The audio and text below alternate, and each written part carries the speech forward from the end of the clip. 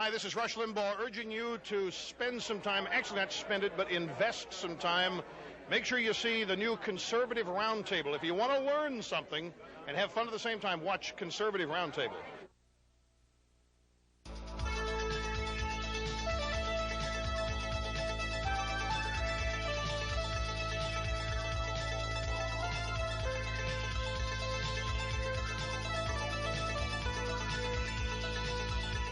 From the nation's capital, the Conservative Caucus presents Conservative Roundtable, an in-depth look at today's most important issues.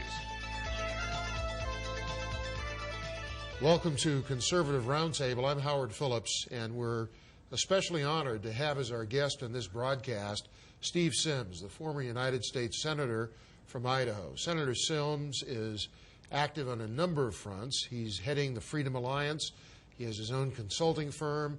He serves on the board of a number of business organizations and not-for-profit groups as well. And most exciting, he's got a terrific new book called The Citizen's Guide to Fighting Government. Now, Steve, I know how busy you are. When did you have time to write this book? Well, Howard, it took a long time. And as my friend Bill Cohen in the Senate, he's written several books, and I always used to marvel at how he could get it done. We started on this book several years ago and worked on it bits and pieces and times, and then it took a while to get it published, and then you learn. It's a humbling experience to try to write a book in the first place, but then you do learn that a lot of the things that you put in the book that the editor, the publisher, goes through and cuts it down to size. This book was actually 350 pages, and it's about two-thirds of that now. And it's about two-thirds of that, but it really turned out well, and Senator Moynihan was kind enough to write a nice forward. That's the amazing thing. I was going to ask you whether you had gone through a heart transplant or something to get Pat Moynihan to write the foreword, because in the Senate, your voting record was just about 100% from our perspective, and his was just about zero. Well, how did the twain meet? Well, he makes the point in there that, see, he and I were on three committees together. We were on the Budget Committee, the Environment Public Works Committee, and the Finance Committee together for the 12 years that I was in the Senate. If you recall, back in the days when you were in the Nixon administration, he was in the White House at the same time. And when I was in the House, he was working for President Ford up at the UN and was one of the neoconservatives. So I've known him for a long time. So for much of his adult life, he belonged to your party. Right. But, I always said it was a pity that he wasn't a Republican. Even though he's more liberal, he's a very brilliant man. I think his... I found it interesting in reading his foreword very briefly that he seemed to almost embrace your philosophy and your approach. He makes the case in here that he says in his foreword that even though this book is written by two people who are certainly, as he says, to the right of center politically, that the book might be useful because the lessons in this book, this is a practical, hands-on, how to go out and organize a political action committee to do something. Whether it's in a and he makes the point, and I'll just quote him, their political perspective is one thing, but their lessons are universal, including some lessons liberals might usefully learn if we wish to hold our own with these wild frontiersmen. So, Steve, you came to Washington not as a wild frontiersman, but I remember your commercials in that first campaign for Congress where you said that the protection of American liberty, and I'm paraphrasing, you've got it correctly, are the jury box, the ballot box, and the cartridge box. And that resonated well with me, and it certainly resonated well with your constituents. And you've always been a strong advocate for constitutional and free market principles. I know that's where your heart is. This is not an ideological book. Why did you feel so strongly about the need to write this? The reason that we felt it's important, and I had some help on this with Larry Grupp, who has been a long-time friend and supporter of mine in Idaho. We feel like that there are a lot of things people can do that they don't realize what they can do. I mean, in America, you are still in control of your own destiny if you want to be.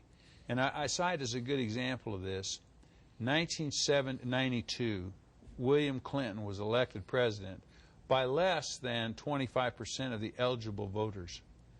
So it was people not doing anything, not taking a hold of it.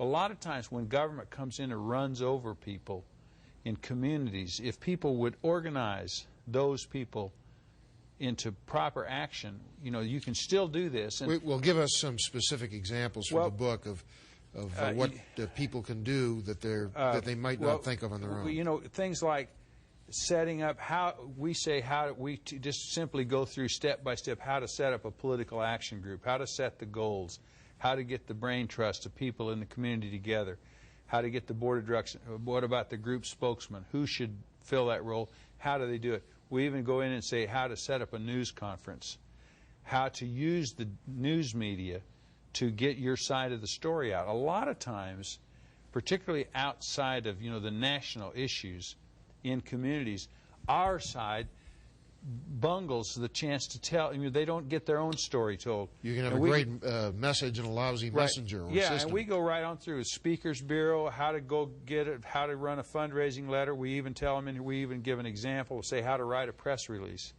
so that you can get it. We even have one little comment or two in here, how to dress appropriately so that you can win the support of people. And I mean, I think these, you know, and then how to use one bureaucracy against another, and you know, chances Freedom of are, Information Act, you can use those things to go in and file these claims, and there's a lot of things you can do how to get to fight bureaucracy, fight expanding government. And you know, when you come from a state like Idaho, where my home is, 64% of our state, Howard, is owned by the federal government. In Alaska, it's even worse. It's impossible for people in the East to understand it. You have to have a permit to do anything. I remember your other slogan when you ran in '72, I guess, was take a bite out of government. And that related to the fact that Senator Symms, in real life, has been involved in the Apple business. And I think your family is still very active there. I just came in to do this program. I was in Ohio calling on some of our potential buyers, some of the chain stores in Ohio and so forth. We do sell apples. But we in the East have only a smattering of understanding about the issues that are so important to the people you represented from Idaho. Talk to us about the implications of the federal government owning so much land. You see, the problem is, if the federal government today, for example, the National Forest System, they own most of the softwood standing timber that's left in the United States. It's mature timber. You know, I read the Constitution, Steve, and the Constitution says that the federal government can own land for only two purposes. One, to have a federal city, and two, for purposes that relate to defense. Yet the federal government does own dominant shares of land in Nevada, in California, in Alaska. 88% in Nevada, 40% of California. It seems to me to be, +% on its face, it's unconstitutional. In Alaska, 88% in Nevada, 66% of Utah, 64% of Idaho. All this timber that's out there, if you owned it, or I owned it, or let's say Weyerhaeuser Lumber Company owned it, if they wouldn't sell any of it to the public, you could go after them for restraint of trade and probably win the case. But it's a federal monopoly selling timber to a private enterprise wood processing industry.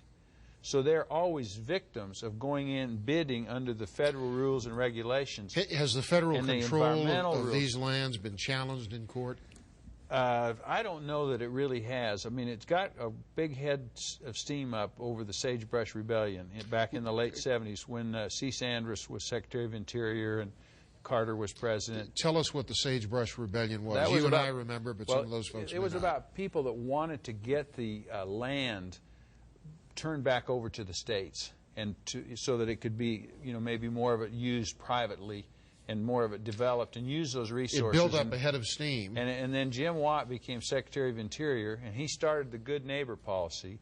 And in the bureaucracy of the Bureau of Land Management, which is under the Department of Interior, they started the Good Neighbor policy. All those people in the Bureau, I mean, they're not all flaming environmental, tree-hugging Sierra Club members. There's a lot of very good, solid people. They all kind of came to the surface when Ronald Reagan got elected president. And so they went out and embarked on a good neighbor policy, called on all the ranchers, called on all the people who use the land, said, what can we do to make this more usable, more helpful to you? So the relationship became very good. Then as time went on, the Republicans lost the Senate in '86. Reagan's effectiveness as president started to wane once the Democrats had total control of the Congress, and it was weakened. And then during the Bush years, there was an expansion of, the president came out and said, I want to be the environmental president. Those more of the, as we say, the more environmentally oriented people rather than people who were conservationists. Right, came to the surface. So we have had a period of time here where there was a, it started going in the Bush years. Now with the Clinton crowd in there, they've really come back now with Bruce Babbitt. He's very unpopular in the West. The president's programs are not popular in the West. The spotted owl is a good example. If you were President of the United States or Secretary of the Interior, what would you try to change in terms of federal policy governing Western lands? I would try to go back and see how much land we could return back to the states as possible. I mean, I would love to see that happen. We're so far away from that. And in my case, every time politically that I would raise this issue, I get my head and brains beat in, even by the people who should have wanted to do it, because there was always a misunderstanding. And some of our friends in the conservative movement have written, and I've talked to the Heritage Foundation about that, they misprice some of these federal allocations. See, these ranchers, for example, I remember a very unfortunate article in Policy Review on that subject, I believe. Yeah, they misprice these issues. They overprice them. These ranchers have paid for this land over and over and over. There's no reason why they couldn't get a permanent grazing permit on that land where they had a permanent use of it. And if you wanted to relegate it so that they could have access for a permanent use in a private ownership it's thing. Almost as if we were in... They blackmail these ranchers now. We're in feudal times, as if the federal government a feudal lord. Was the exactly king, what it is. It's a feudal system. And we're the serfs. It's wrong. And even though it's the people's land, the federal government says you're there at our sufferance. You can't get the timber off of it. You can't graze it. If you do anything wrong, you can lose your permits. So it's wrong because, if they're spending money on grazing permits, they need to be spending that money on range improvement. We'll be back right after this break.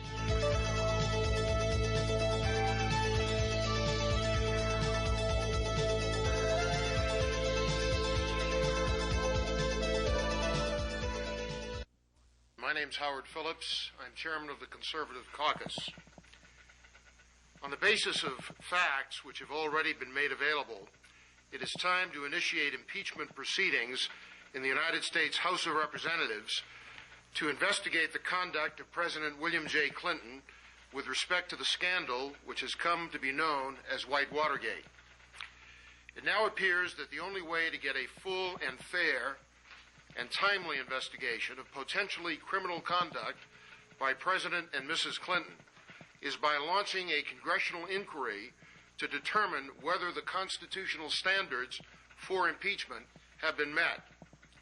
Mounting evidence suggests that a massive cover-up has been initiated. Have your tax dollars been corruptly diverted to enrich political allies of Bill and Hillary Clinton? It's time for a House Judiciary Committee inquiry to decide whether evidence of high crimes and misdemeanors is sufficient to vote articles of impeachment. Call 703-938-9626 to get your own free Clinton impeachment kit. Call today.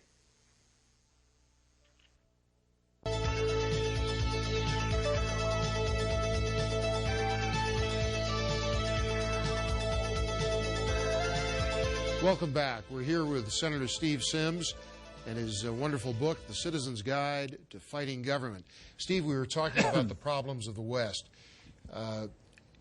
I know that what's really at the heart of this issue is the question of private property rights. And the federal government has fundamentally challenged that God-given right to property, which it's supposed to protect. And whether the issue is mining or grazing or timber or See, whatever. that's what this mining law that you hear about, mining reform, what that is a simple thing. That's a private property issue. You have to have tenure and access to a mine site and know that you can stay there.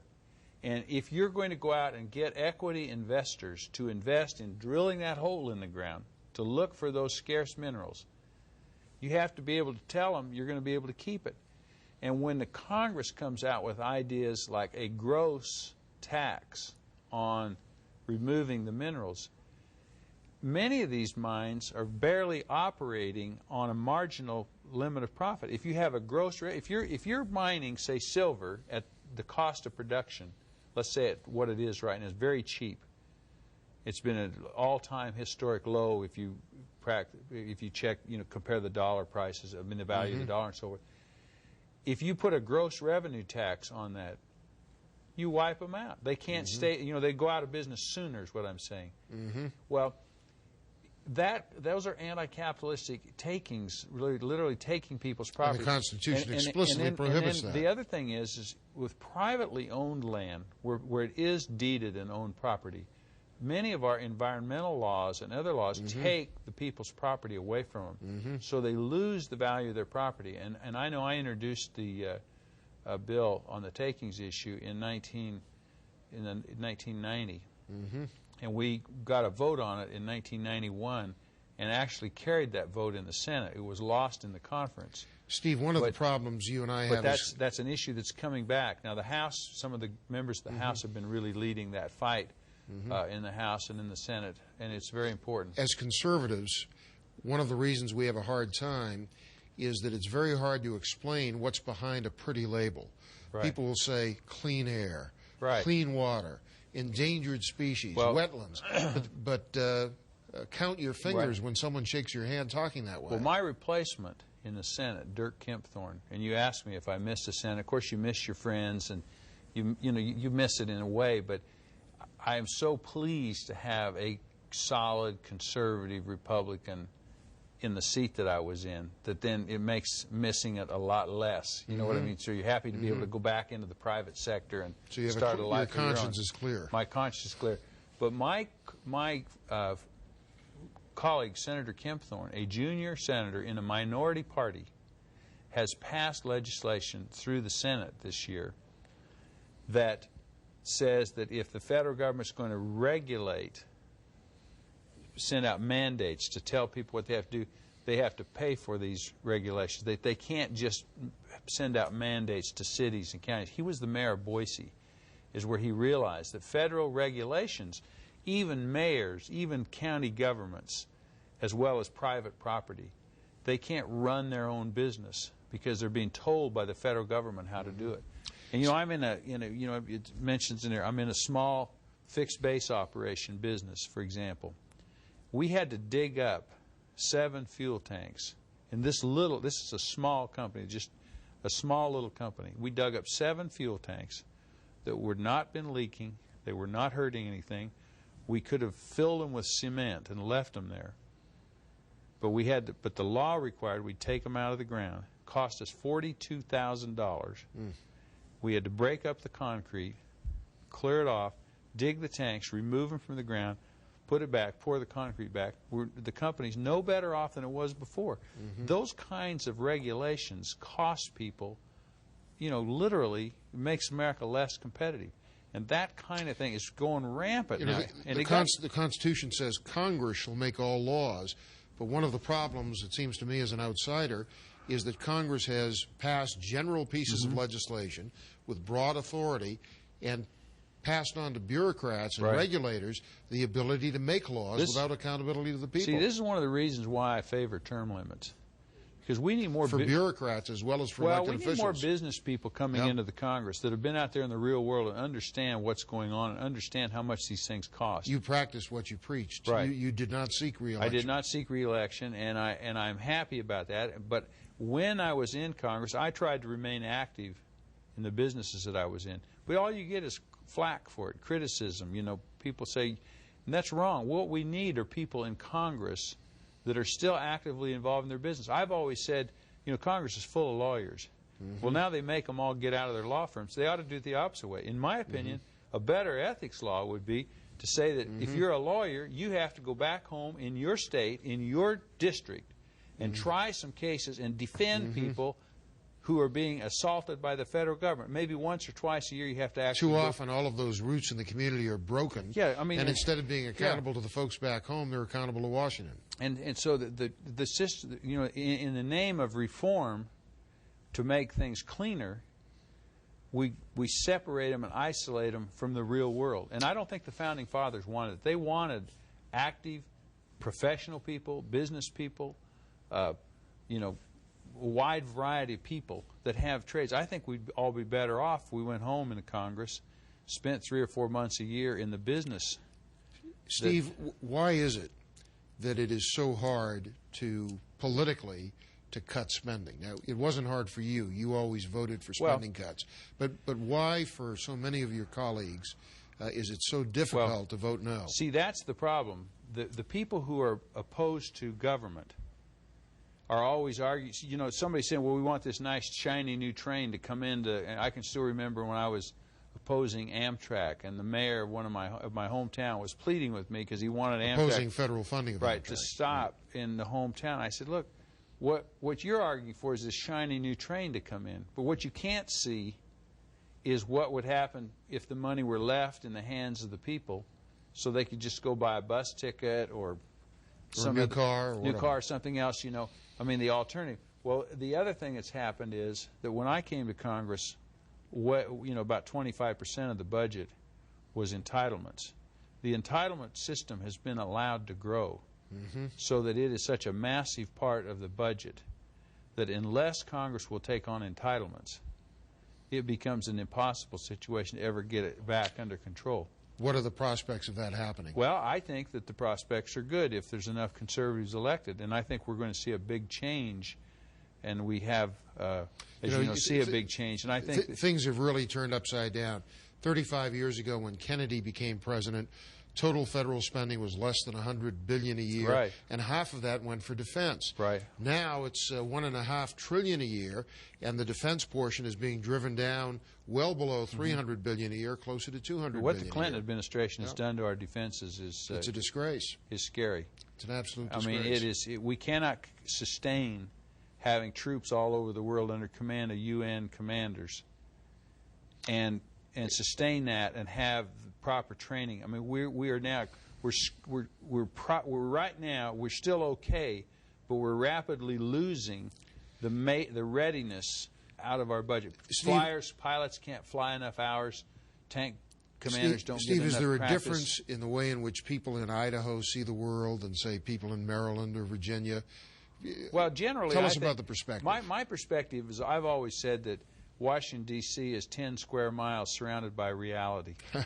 You don't have to go all the way to Idaho to find a lot of common sense. But clearly there is an independent spirit in the West. I was out in the heartland of America in Columbus, Ohio, on a venture trying to sell some apples, and in Dayton, Ohio.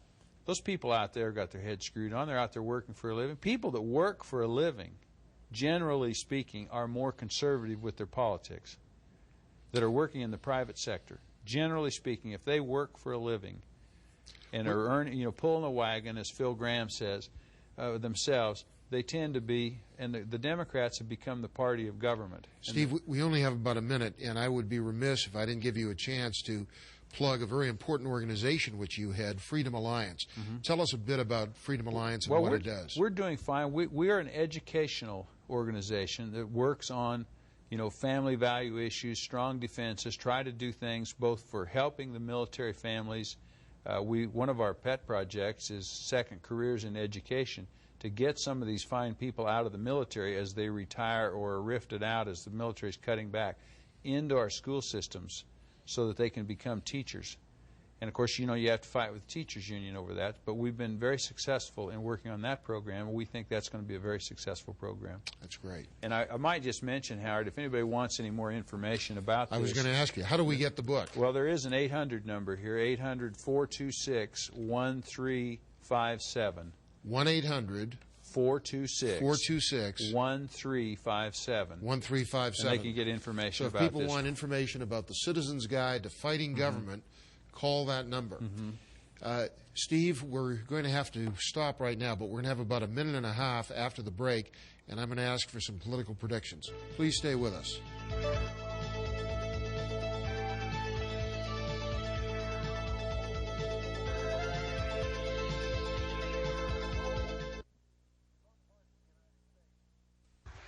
In most parts of the United States, what citizens know about their senators and congressmen is what their senators and congressmen tell them. But you can find out not only how they voted, but what the votes mean. For more information, contact the Conservative Caucus. We need your help. We will help you get involved. For more information about the Conservative Caucus, write us at 450 Maple Avenue East, Vienna, Virginia 22180, or call 703-938-9626. Here's how you can become a citizen lobbyist and influence how your representatives vote. Write a letter to your congressmen and senators. Speak out on a call-in talk radio program. Write a letter to the editor of your local newspaper, and call the Conservative Caucus for more information at 703-938-9626.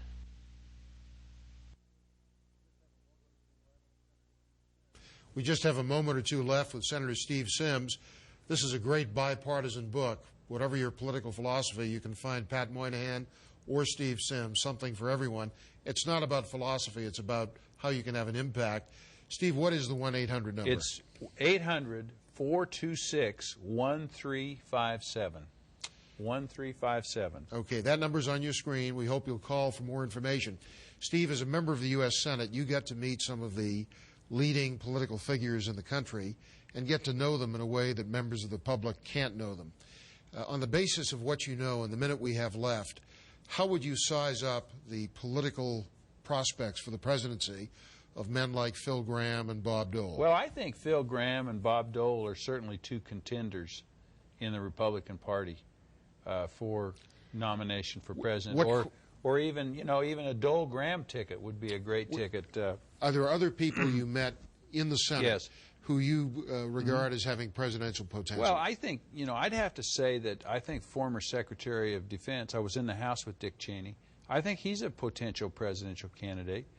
Some people are talking about Malcolm Wallop. Well, Malcolm Wallop is a wonderful person. I can't see whether I don't know whether he's really going to run, but his message is the American people are hungry for the message that Malcolm Wallop has. He's a fine man, and he would make a great foreign policy. What about Steve Symms? You have an undefeated record in public life. Do you plan to run for office again? I'd have no plans to run for office. You're going to retire as an undefeated champion. When I retired, I said that I had spent 20 years in my life fighting for the freedom for my constituents in Idaho, and now I wanted to go fight for my own. Senator, thank you for your time, and thank you for yours. And what I'd say in closing, Howard, we can make a difference, and that's what this book is all about. We can make a difference. We still have control of our sovereignty. Well, you've made a difference.